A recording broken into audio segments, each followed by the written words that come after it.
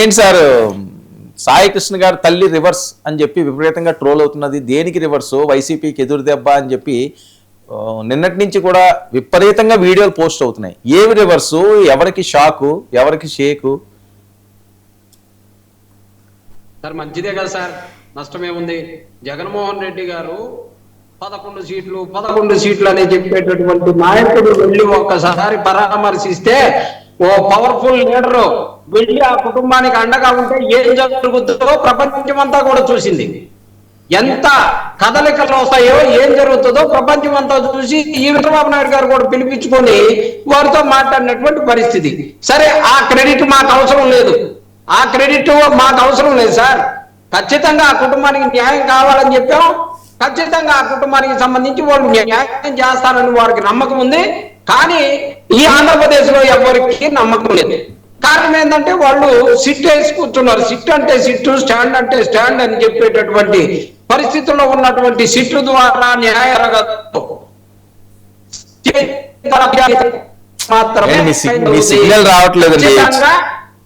విచారణకి పంపించాల్సింది వైఎస్ఆర్సీపీ ఉంది. ఇప్పుడు కూడా ఆ స్టాండ్ మీద ఏం సార్ ఏం చెప్తా ఉన్నారు?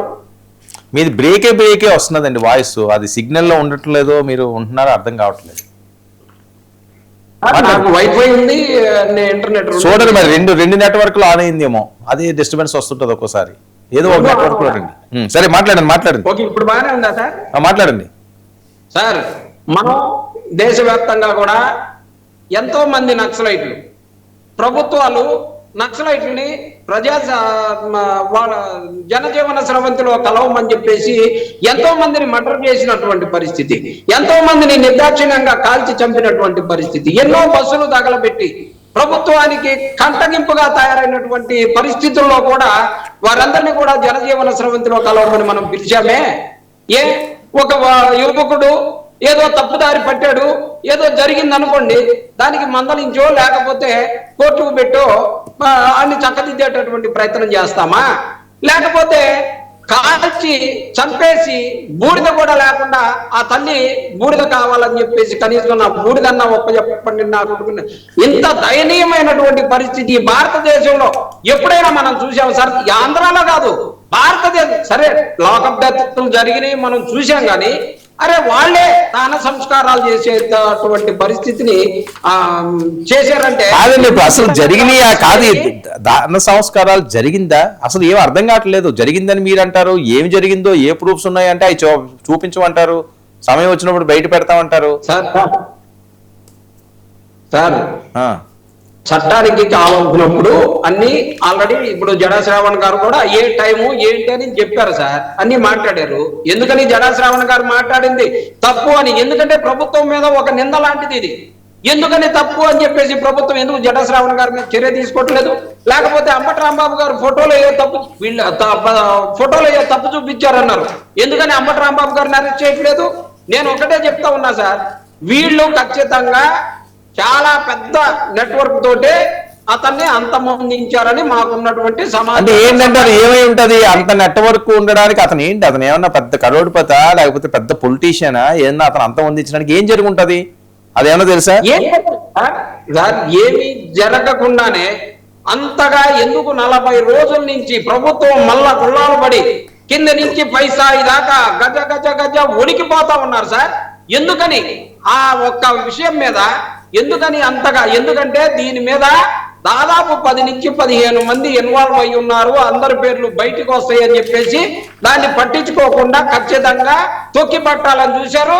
జగన్మోహన్ రెడ్డి గారు ఎప్పుడైతే వెళ్ళి ఆ కుటుంబాన్ని పరామర్శించి మీకు అండగా ఉంటామని చెప్పేసి మాట్లాడి బయటకు వచ్చిన మరుక్షణం నుంచి జరిగినటువంటి పరిణామాలు విఆర్కి పంపించడం, సస్పెండ్ చేయటం, అతని మీద 302 కట్టడం, చంద్రబాబు నాయుడు గారు పిలిపించుకోవటం.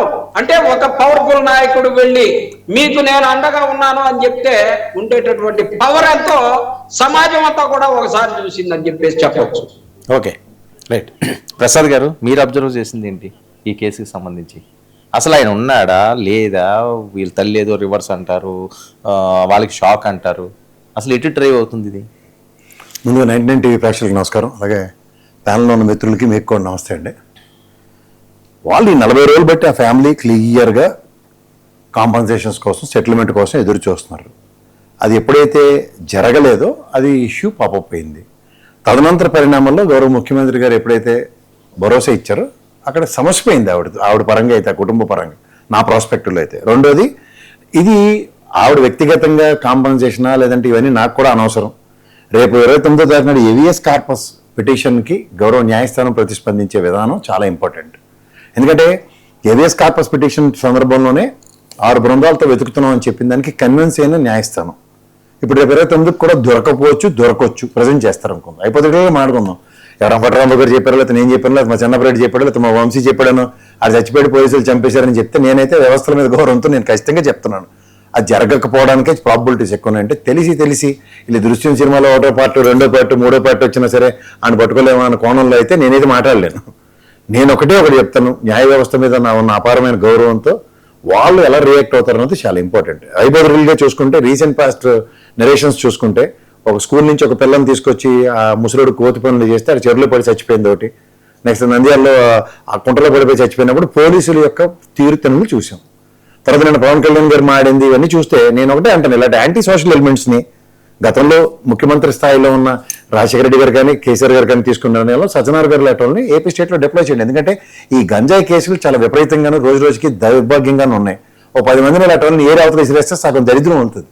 సో వీళ్ళందరినీ ఒక నేషనల్ ఐకాన్ల కింద వాళ్ళు డిబేట్లు చేస్తూ ఈ సాయి చరిత్ర, కుటుంబం, నేపథ్యం, తర్వాత అతని యొక్క సామాజిక వర్గం, ఇవన్నీ మనకి అనవసరమైన టాపిక్లు మనం డిస్కస్ చేసి కూర్చుంటున్నాం.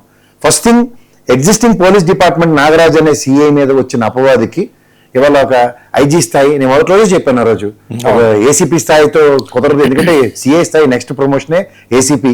సో ఇన్ ద ప్రాస్పెక్ట్ అది కానప్పుడు ఐజీ గారిది గౌరవ ముఖ్యమంత్రి గారు వేసిన ఈ enquiry committee okay to an extent is fine. But ఇది కోర్టు డైరెక్షన్లో కనుక జరిగితే బాగుంది. ఎందుకంటే సింగిల్ జడ్జితో కానీ లేకపోతే ఇప్పుడున్న ప్రజెంట్ సర్కమ్స్టాన్సెస్లో it's a conspiracy in police department it self.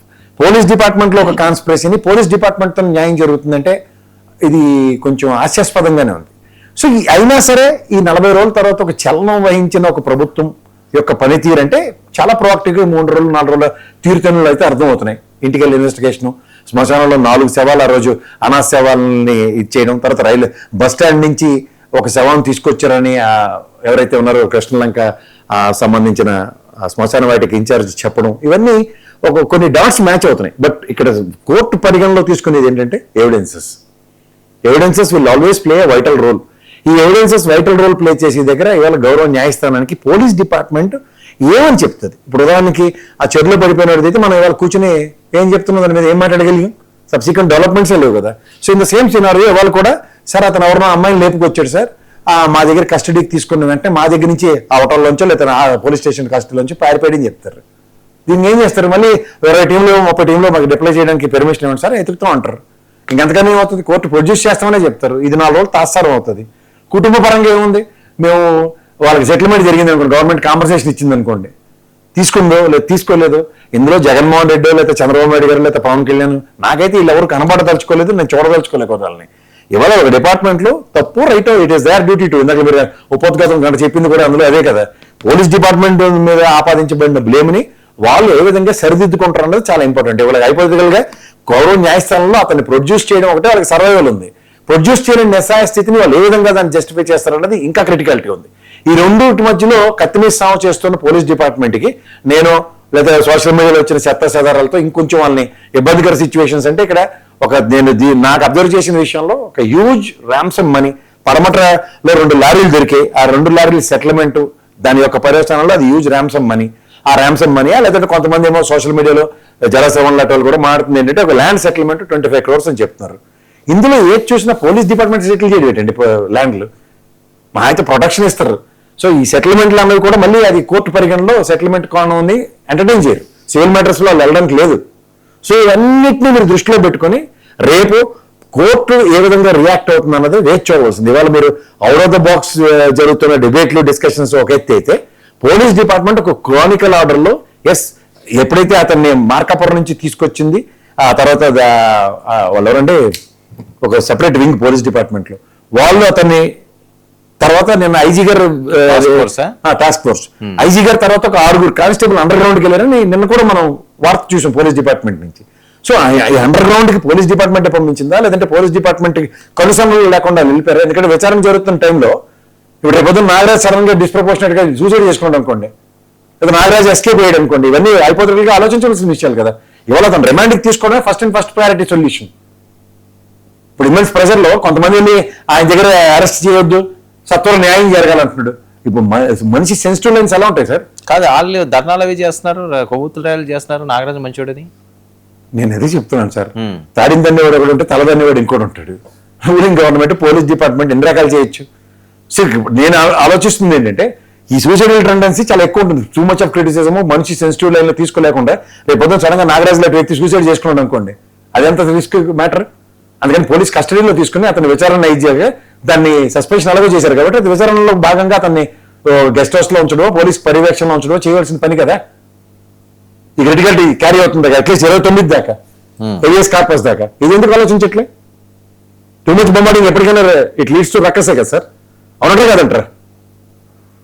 చెప్పండి మీరు. సో ఇప్పుడు ఏంటి, అతని మీద ఇంత కక్ష పెట్టుకోవడానికి ఏవో వేరే లావాదేవీలు ఉన్నాయి. ఏదైనా ఉన్నాడు సార్, మీరు నాకు తెలిసి జర్నలిజం ఫెటర్నిటీ మొత్తం విజయవాడకు సంబంధించిన రిపోర్ట్లు స్టెంగర్లు అందరూ ఫెయిల్యూర్ అని చెప్తున్నా. ఇవాళ ఒక ఇన్వెస్టిగేషన్ జర్నలిజం ప్రాస్పెక్ట్ లో ఒక మీలటోడు నలటోడు ఒక ఇన్ఫర్మేషన్ తీసుకెళ్లి ఇస్తే దాన్ని ఎక్స్టెండ్ చేయడానికి 100 రకాలు ఉంటాయి. ఇంకో మీ ఛానల్ కూడా ప్రొయాక్టివ్ గా పనిచేస్తే, ఇంకో ఛానల్ ప్రొయాక్టివ్ గా పనిచేస్తుంది. ఇక్కడ అందరూ దడ్డి భోజనం బ్యాచే ఉన్నారు. సో దీన్ని ఏ నీటి తీసుకుని మాట్లాడతాం? ఒక సోషల్ మీడియాలో వచ్చిన ఒక లైను, లేకపోతే పోలీస్ డిపార్ట్మెంట్ ప్రవర్తించిన తీరు, నాగరాజు గారి ట్రాక్ రికార్డు నేను విశ్లేషించాను. ఒక రీసెంట్ పాస్ట్ లో జరిగిన 3 ఉదంతాలు, మరణ ఉదంతాలని ప్రస్తావించిన ఉదంతాలు చాలా ఉన్నాయి. ఇది కాదు కదా ఒక క్యారెక్టర్ అన్నది. ఇవాళ పోలీసు ఖచ్చితంగా గంజాయి తీసుకుంటున్న వాళ్ళ మీద ఒక ఉక్కుపాదం మోపే కార్యక్రమం ప్రభుత్వ పరంగా ఉంది. గత ప్రభుత్వంలో కూడా 6 లక్షల టన్నులు ఎంతో తగలబెట్టారు. ఇవన్నీ చూస్తున్నాను కదా 10 ఏళ్ళు బట్టి. ఈ రాష్ట్ర విభజన దగ్గర నుంచి ఈ గంజాయి ప్రస్థానం, ఈ దగ్గర 2800 కిలోమీటర్ల ఫారెస్ట్ బోర్డర్ షేర్ చేసుకుంటుంది దగ్గర టూ మచ్ ఆఫ్ గంజాయి వస్తున్నది చూస్తున్నాం. ఒక ఎంపీ స్థాయిలోనే, ఎమ్మెల్యే స్థాయిలో కూడా మాట్లాడుకుంటున్న ఉదంతాలు చూస్తున్నాం ఓకే రాష్ట్ర వ్యాప్తంగా. ఇవన్నీ జరుగుతున్న పరిణామాల్లో ఈ ప్రస్థానాన్ని ఒక ప్రభుత్వ పరంగా ఉక్కుపాదం తీసుకునే దగ్గర పోలీసులకు డిస్క్రిప్షన్ ఇచ్చామని చెప్పండి. లేదా సజ్జనార్ గారి స్థాయి కలిగిన వ్యక్తిని ఒక డిప్లాయ్ చేసి ఇలాంటి యాంటీ సోషల్ ఎలిమెంట్స్ నేర్పారేమనండి. తర్వాత ప్రభుత్వానికి మకిలి లేకుండా ఇంత ఇబ్బంది లేకుండా ఉంటుంది కదా.